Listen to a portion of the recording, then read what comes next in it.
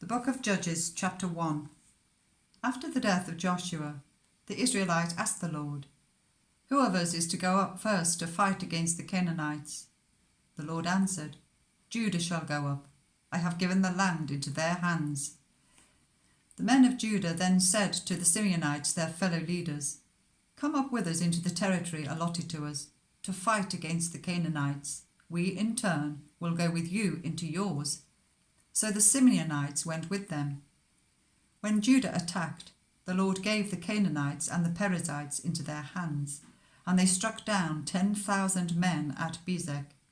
It was there that they found Adoni-Bezek and fought against him, putting to rout the Canaanites and the Perizzites. Adoni-Bezek fled, but they chased him and caught him, and cut off his thumbs and big toes. Then Adoni-Bezek said, 70 kings with their thumbs and big toes cut off have picked up scraps under my table. Now God has paid me back for what I did to them." They brought him to Jerusalem, and he died there. The men of Judah attacked Jerusalem also and took it. They put the city to the sword and set it on fire. After that, Judah went down to fight against the Canaanites living in the hill country, the Negev and the western foothills. They advanced against the Canaanites living in Hebron, formerly called Kiriath Arba, and defeated Sheshai, Ahiham, and Talmai.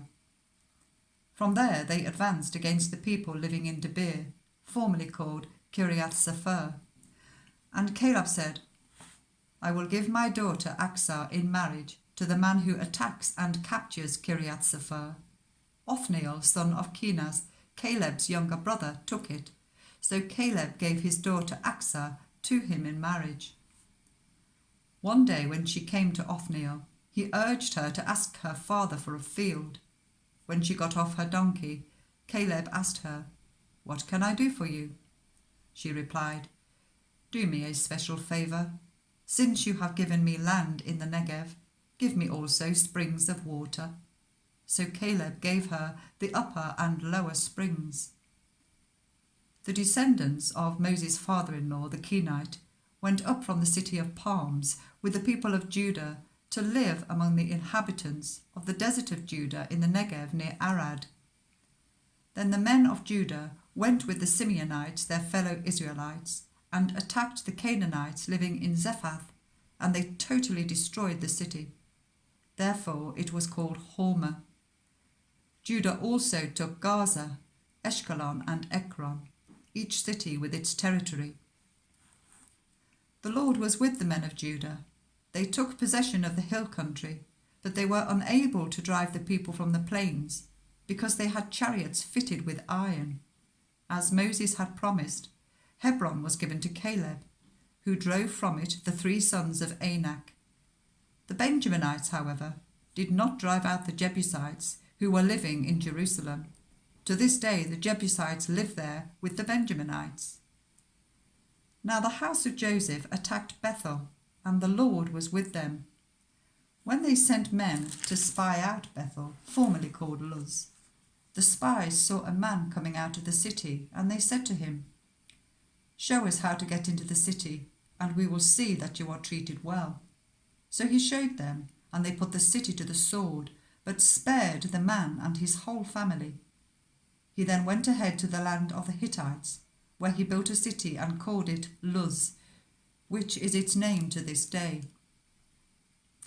But Manasseh did not drive out the people of Bethshan, or Tarnak, or Dor, or Ibleam, or Megiddo, and their surrounding settlements, for the Canaanites were determined to live in that land. When Israel became strong, they pressed the Canaanites into forced labour, but never drove them out completely. Nor did Ephraim drive out the Canaanites living in Gezer, but the Canaanites continued to live there among them. Neither did Zebulun drive out the Canaanites living in Kitron or Nahalol. So these Canaanites lived among them, but Zebulun did subject them to forced labour. Nor did Asher drive out those living in Akko or Sidon or Arlab or Aksib or Helba or Aphek or Rehob. The Asherites lived among the Canaanite inhabitants of the land, because they did not drive them out. Neither did Naphtali drive out those living in Beth Shemesh or Beth Anath. But the Naphtalites too lived among the Canaanite inhabitants of the land, and those living in Beth Shemesh and Beth Anath became forced labourers for them.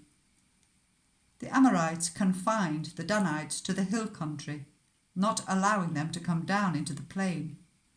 And the Amorites were determined also to hold out against Mount Heres, Aijalon, and Shaalbim. But when the power of the house of Joseph increased, they too were pressed into forced labour. The boundary of the Amorites was from Scorpion Pass to Selah and beyond.